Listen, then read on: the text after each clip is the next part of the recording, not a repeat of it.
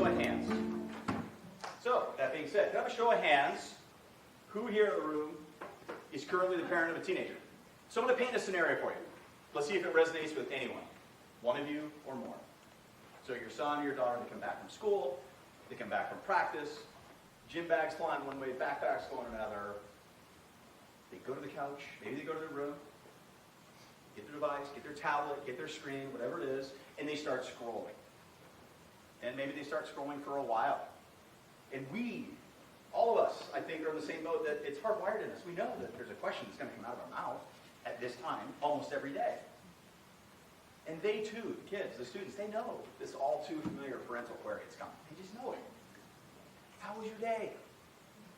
Hey, and if that's not your go-to question, so maybe be a little craftier and say, maybe I'll ask a question that requires more than just a one-word reply. And that's great for you that do that. I try it too.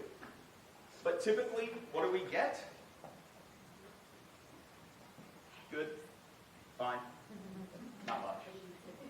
And that's to the question of, hey, what's your homework situation look like tonight? Or how was practice? Can you tell me anything funny that happened at school? Open-ended questions.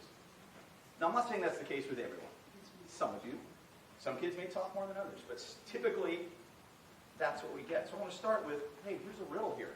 And maybe we can work on this together. Is if we, all of us, collectively as parents, are doing the best we can to kind of have this comfortable zone of open communication, and we're getting 1, 2, maybe 3 words of reply, do you think they're showing up any differently in the outside world?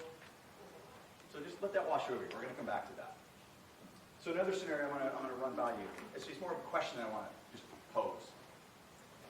How many of you, myself included, in our heart of hearts as parents, think that our kids can have a really hard conversation, or challenging, or difficult with someone, regardless of who it is, and regardless of what the topic is? So, on the piece of paper that you have, could you please write down top 3 or the top 5 ways that you all currently communicate with others? Your top 1 or 2 ways that you would like to change the way that you currently communicate with others, based on what you just wrote down. What are the top 1 or 2 ways that you would like to change the way you currently communicate with others? What would the impact be if you made the change that you just listed? Is what's holding you back? What's holding you back from making the change that you all just wrote down?